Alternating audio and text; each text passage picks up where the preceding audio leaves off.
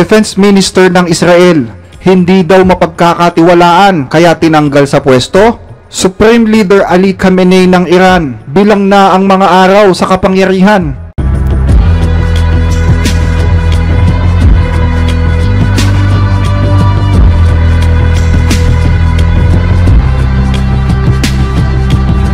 Tanggal na sa pwesto ang Defense Minister ng Israel na si Yoav Gallant matapos nang magdesisyon si Israeli Prime Minister Benjamin Netanyahu kahapon. Ito'y sa kabila ng sitwasyon na ang Israel ay nasa kalagitnaan pa rin ng mga gera nito sa kanyang mga kalabang bansa. At bilang kapalit, itinalaga bilang bagong Defense Minister si Israel Katz.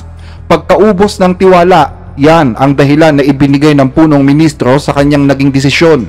Itinuturo ding dahilan ang hindi pagkakasundo ni Netanyahu at Gallant sa ilang mga patakaran na dapat ipatupad sa gitna ng gera.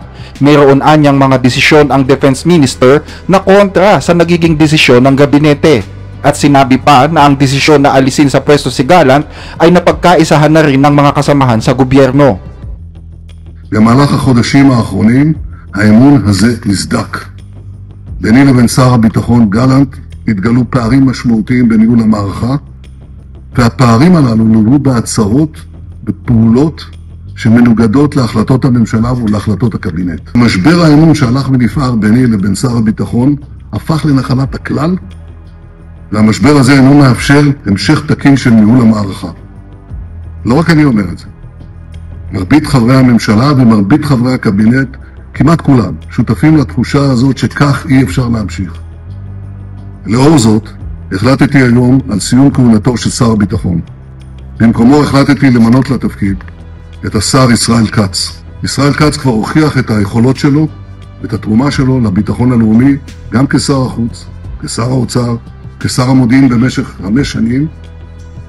Matapos ngang matanggal sa pwesto, isang post ang iniwan ni Gallant sa kanyang X account, kung saan sinabi niya na seguridad pa rin ng bansa ang kanyang prioridad kahit wala na siya sa pwesto. At kasunod nito ay nagsagawa din siya ng press conference kung saan emosyonal niyang sinabi ang mga dahilan ng pagkakawala sa kanya sa pwesto. Sa kanyang speech, sinabi ni Gallant ang 3 dahilan kung bakit anya natanggal siya sa pwesto. Una ay ang pagnanais niya na gawing obligasyon sa lahat ng may hustong gulang na ipagtanggol ang bansa sa pamamagitan ng pagsali sa kasundaluhan na tinutulan naman ng mga mambabata sa Israel. Nais ni Gallant na lahat ng nasa tamang edad ay maging bahagi o magkaroon ng responsibilidad na maging part ng IDF. Pero maraming mga mambabatas ang tumutol dito, partikular sa Likud Party na pinangungunahan ng punong ministro. Pangalawa ay ang pakikipagkompromiso sa mga terorista alang-alang sa ikalalaya ng mga hostages. Tutol si Gallant sa absolute victory ni Netanyahu at naniniwala siya na walang malinaw na objective o patutunguhan ang agresibong pag-exterminate sa mga miyembro ng Hamas. Lalo lang nito anyang patatagalin ang gera nang hindi man lang nasasalba ang mga hostages. Pangatlo ay ang pagbuo ng isang komisyon na mag-iimbestiga sa lahat ng mga questionabling issue na nagaganap sa militar at sa politika habang nasa gitna ng gera. Sinabi rin niya na siya ay mananatili sa kanyang prioridad at ito ay ang estado ng Israel, ang IDF at ang sistema ng seguridad sa bansa. Pangalawa na lamang umano ang ibang bagay kasama ng kanyang kinabukasan sa kanyang mga prioridad. Nagbigay pugay din si Gallant sa mga sundalo ng IDF na nasawi, nasugatan at sa mga patuloy pang lumalaban. Ganon din sa mga hostages at sa kanilang mga kamag-anak. Naniniwala naman ang karamihan sa parlamento at sa partido na ang argumento ni Gallant ay paraan para pahinain ang layunin ng Israel na ubusin ang Hamas nang walang kinukonsiderang kondisyon. Ang pagkakaalis ni Gallant sa pwesto ay inaasahan lalo pang magpapalakas sa agresibong hakbang ng Israel laban sa kanyang mga kaaway at magbubunsod din ito sa pagkakaisa sa layuning ubusin ang puwersa ng Hamas anuman ang mangyari. Kaugnay nito, nagsagawa naman ng kilos protesta ang libu-libong Israeli bunsod ng pagkakatanggal ni Gallant sa pwesto. Ang nasabing demonstrasyon ay tinawag nilang Gallant Night 2. Nagkaroon ng mga protesta sa iba't ibang lugar sa Israel gaya ng Tel Aviv, Jerusalem, Haifa at Nahariya at iba pang mga komunidad sa Northern Israel.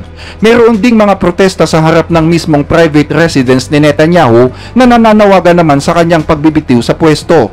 Nagkaroon din ng pisikal na komprontasyon ang mga realista at ang kapulisan na naging dahilan kung bakit ginamitan na sila ng mga water cannons. Mayroon ding mga inaresto. Naniniwala ang mga realista na tuluyan ng inabandona ng pamahalaan ang pagliligtas sa mga hostages. Sa halip ay tumutok na lang anya sila sa kanilang mga agresibong hakbang na lalo pang naglalagay sa buhay ng mga sundalo sa alanganin.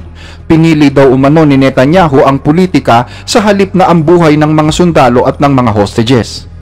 Sa ibang balita, Supreme Leader ng Iran kabado na sa magiging resulta ng eleksyon sa US. Hindi katulad sa mga nakaraang eleksyon sa Amerika, tila nananahimik ngayon ang Supreme Leader ng Iran na si Ali Khamenei. Sa loob anya ng 35 taon nito sa kapangyarihan kung saan naging masyadong vocal at laging kinokondena ng nasabing religious leader ang bawat halalan doon, ngayon ay tila wala itong binibitiwang reaksyon sa dalawang kandidato, lalo na kay Donald Trump. Kapansin-pansin kasi ang pananahimik nito, lalo na ngayong si Trump ang lumilitaw na pinakamalakas na kandidato sa pagkapangulo na may 66% na suporta ng mga mamamayan sa US ayon sa pinakahuling survey. Matatandaan na si Trump ang dating pangulo na hindi sumang-ayon sa nuclear deal noong 2015 at dahil sa kanya ay halos bumagsak ang ekonomiya ng Iran dahil sa pagpapatupad ng maximum pressure sa lahat ng mga sanksyon na ipinataw sa Iran. Ayon sa pahayagang Iran International, napakahina na ngayon ng posisyong politikal ni Khamenei dahil yan sa paglala ng krisis pang-ekonomiya ng Iran. At sobrang baba daw ng halaga ng Iranian Rial, mas mababa pa kaysa noong panahon na bumagsak ang monarkiya noong 1978. Humihina na rin pati ang mga proxy nito gaya ng Hezbollah at Hamas na itinuturing na pinakamalakas na taga-suporta nila. Dagdag pa sa mga alalahanin ay ang epektong idinulot ng pag-atake ng Israel at ang tila walang katapusang sanksyon na ipinapataw ng Amerika. Mga alalahanin na lalo pang titindi kapag si Trump na umano ang nanalo sa pwesto. Ayon sa mga analyst, kung tatangkain ni Khamenei na magsalita laban kay Trump, posibleng maging ito na ang hudyat ng tuluyang pagbagsak ng ekonomiya ng Iran at siya ang magdadala ng lahat ng sisi dito. Matatandaan na sinabi ni Trump na hindi niya sasaktan ang Iran at sa halip ay nais niyang maging matagumpay ang bansang ito. Hindi rin niya anya papakialaman ang rehimen doon, pero hindi niya hahayaan na magkaroon ng nuclear weapon ang Iran. That being said, I think that Iran is a country of tremendous potential. We're not looking for leadership change. We're not looking for that kind of change. This country's been through that many times before. That doesn't work. We're looking for no nuclear weapons, no ballistic missiles, and a longer period of time. Very simple. We can have it done in a very short period of time. And I really believe that Iran can be a great nation. I'd like to see that happen. But they can't have nuclear weapons. Okay? Naniniwala ang ilang mga eksperto na dito iikot ang pulisiya ni Trump sa Iran kung siya ay mananalo.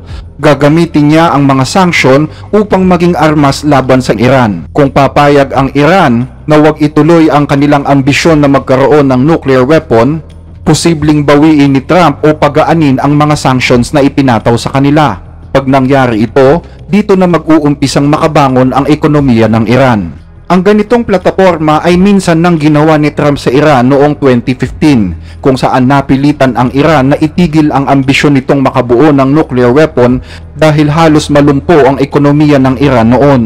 Dahil sa mga kadahilanang ito, maraming Iranian ngayon ang mahigpit na nakasubaybay sa kalalabasan ng eleksyon sa Amerika at hati ang saloobin ng mga mamamayan dito. Maraming Iranian ang gustong manalo si Harris dahil umaasa sila na pahihinain ito ang epekto ng mga sanksyon sa kanilang bansa. Pero marami din ang umaasa na makukuha ni Trump ang pagkapangulo at umaasa na ipapatupad nito ang maximum pressure sa Iran para pahinain ang naghaharing sistema doon. Sa isang post sa X, sinabi ng dating tagapagsalita ng Foreign Ministry ng Iran na napakaliit ng tsansa na magkaroon ng pagkakasundo ang Iran at ang US. Maliit din anya ang tsansa na magpatupad ang US ng mga pulisiya na makakatulong sa pag-angat ng ekonomiya ng Iran. Pero ano nga ba ang inaasahan ng Iran sa eleksyon nito? Matatandaan na nanalo bilang presidente ng Iran si Masoud Pezeshkian dahil na rin sa pangako nito na tutulungan ang Iran na makabangon sa ekonomiya nito. Ganon din ang pagpapagaan sa mga sanksyon na ipinataw ng mga Western countries. Ito rin sana ang hinahangad ng mga Iranian na maging resulta ng eleksyon ngayon, ang pag-upo ng bagong presidente na magpapahina ng sanctions at magpapabuti ng ugnayan ng US at Iran sa pamamagitan ng mga diplomatikong pamamaraan. Ito ang nakikitang dahilan kung bakit nananahimik ngayon ang Supreme Leader na si Ali Khamenei, lalo't alam niya na magkaiba ang pananaw niya sa pananaw ng mismong mga Iranian. Habang ang mga Iranians ay nangangarap ng ekonomiya at diplomasya, ang Iranian leader ay nangangarap naman ng mas malakas na puwersang militar at paghihiganti. Ito naman ang dahilan kung bakit gusto nila na manalo si Trump dahil si Trump ang magpapahina sa kanilang sariling pamahalaan. Naniniwala ang mga Iranian na mas matanda ang Iran kaysa sa relihiyon nitong Islam, kaya't dapat anyang ma-realize ng US na ang bansang Iran ay iba kaysa sa Islamikong rehimen nito. Dapat anyang isipin ng US na ang sinasabi ng gobyerno ay hindi kumakatawan sa sinasabi ng mga tao. At hanggang dyan ang ating mga balita sa araw na ito. Patuloy na tumutok para sa iba pang mga balita kaugnay ng mga kaguluhang nagaganap sa ating mundo. Muli ay maraming salamat sa inyong panonood.